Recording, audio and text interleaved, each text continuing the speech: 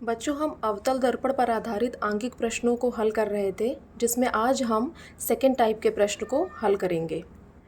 तो प्रश्न क्या है, किसी वस्तु को एक अवतल दर्पण से कितनी दूरी पर रखा जाए, कितनी दूरी पर रखा जाए, यानी कि वस्तु की दूरी पूछ रहा है। यानी कि क्या पूछ रहा है, स्मॉल u का मान हमसे पूछ रहा है, जिससे कि इसका वास्तविक प्रतिबिंब दर्पण से 20 सेंटीमीटर दूरी पर बने। वास्तविक प्रतिबिंब दर्पण से 20 सेंटीमीटर दूरी पर बने, यानी कि प्रतिबिंब की दूरी का मान दिया है, यानी v का मान दिया है आपको 20 सेंटीमीटर। ठीक, इस दर्पण की फोकस दूरी 10 सेंटीमीटर है। दर्पण की फोकस दूरी यानी f का मान दिया है आपको 10 सेंटीमीटर। दर्पण की वक्रता त्रिज्या भी ज्ञात कीजिए, यानी कि वक्रता त्रिज्या कैपिटल R का भी मान हमसे पूछ रहा है। ठीक है, तो हमको v और f का मान दिया है और u और r हमसे पूछ रहा है।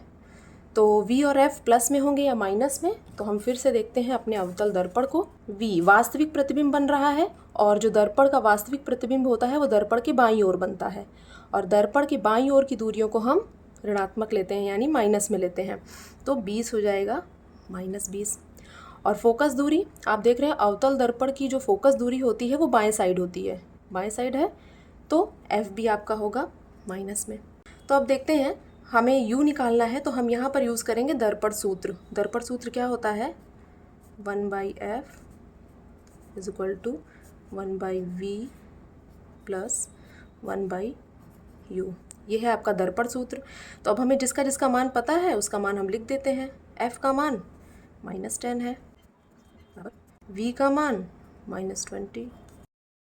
ठीक है, अब हमें जिसका मान निकालना है उसको छोड़कर बाकी सारे नंबर्स को हम बराबर के एक साइड पक्षांतर कर देंगे।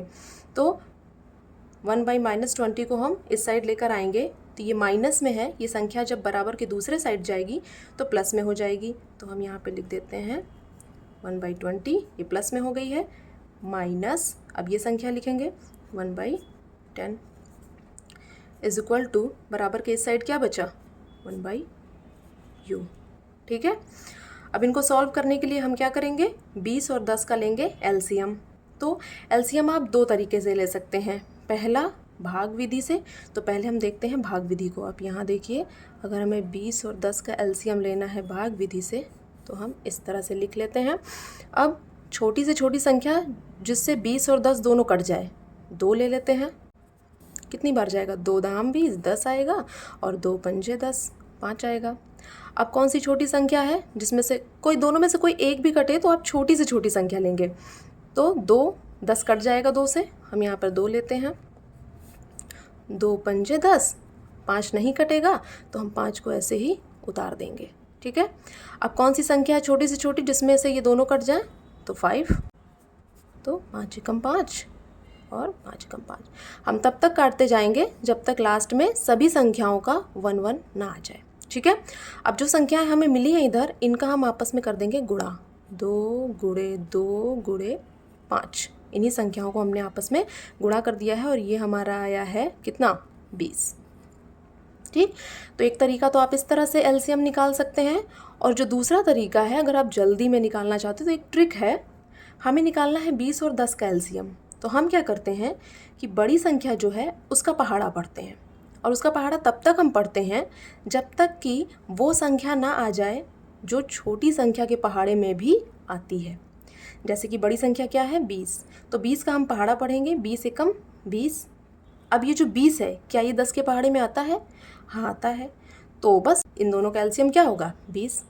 लेकिन अगर कुछ यहाँ पर कोई ऐसी संख्या होती जो 20 × 20, मतलब 20 इसके पहाड़े में ना आ रहा होता, तो हम क्या पढ़ते, 20 दूनी 40, फिर देखते कि 40 इसके पहाड़े में आ रहा है क्या, नहीं आता, तो फिर 20 तिहाई 60, फिर चेक करते 60 इसके पहाड़े में आ रहा है क्या। ऐसे करके आप चेक करते जाएंगे और पहाड़ा तब तक पढ़ते जाएंगे जब तक जो संख्या आ रही है वो दूसरे वाले के पहाड़े में ना आ जाए। तो यहाँ पर तो बहुत आसान था, 20 × 20, एक ही बार में 20 आ गया, तो इन दोनों का एलसीएम होगा 20।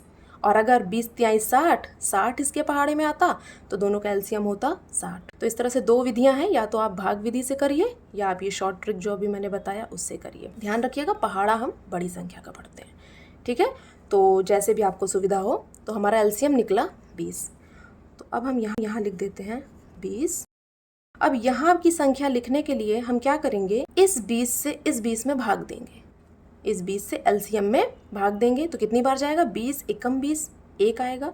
उस 1 की इस ऊपर वाले 1 से गुणा कर देंगे, 1 एकम 1, यहाँ पर 1 आ जाएगा, माइनस लगा दिया हमने ये वाला।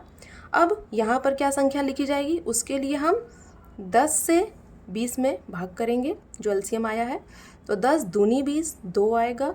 उस 2 को हम यहाँ ऊपर वाले 1 से गुणा कर देंगे, 2 एकम 2, और बराबर के दूसरे side as it is 1/u लिखा रहेगा। ठीक है। अब देखिए 1 जो है वो प्लस में है और 2 माइनस में है, तो प्लस माइनस माइनस होगा, यानी 1 और 2 को हमें माइनस करना है। तो 1 और 2 को माइनस करेंगे, 2 में से 1 जाएगा तो 1 आएगा, और जो चिन्ह लगता है, साइन जो लगता है वो बड़ी संख्या का लगता है।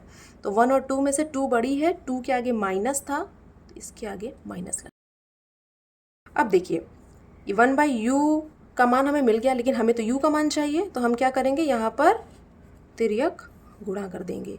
इस u का इधर -1 में मल्टीप्लाई होगा और इस 20 का इधर 1 में मल्टीप्लाई होगा। तो जब u का -1 में मल्टीप्लाई होगा तो आएगा -u इज इक्वल टू, और 20 का 1 में होगा तो 20। हमें u का मान चाहिए, तो हम इस माइनस वाले साइन को दूसरी तरफ पक्षांतर कर देंगे, और जब केवल साइन जाता है दूसरी साइड तो वो एज इट इज़ चला जाता है, लेकिन अगर साइन के साथ कोई संख्या जाती है तो साइन बदल जाता है, जैसा कि यहाँ पर हुआ था। तो u का मान कितना आ गया, -20 क्या सेंटीमीटर।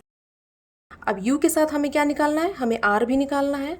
तो r के लिए हम सूत्र क्या जानते हैं, r बराबर क्या होता है, 2f, या आप में से कुछ बच्चे इस सूत्र को इस रूप में भी जानते होंगे कि f बराबर होता है r/2।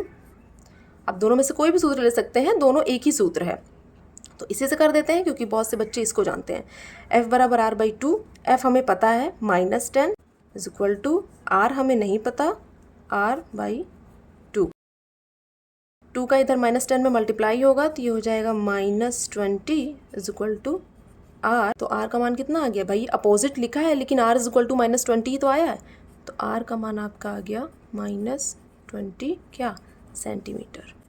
तो एक आंसर आपका r बराबर -20 सेंटीमीटर आ गया और u बराबर आया -20 सेंटीमीटर। तो बच्चों यदि आपको ये क्वेश्चन ठीक से समझ में आ गया है तो इसी टाइप का एक क्वेश्चन मैं आपको होमवर्क के लिए दे रही हूँ।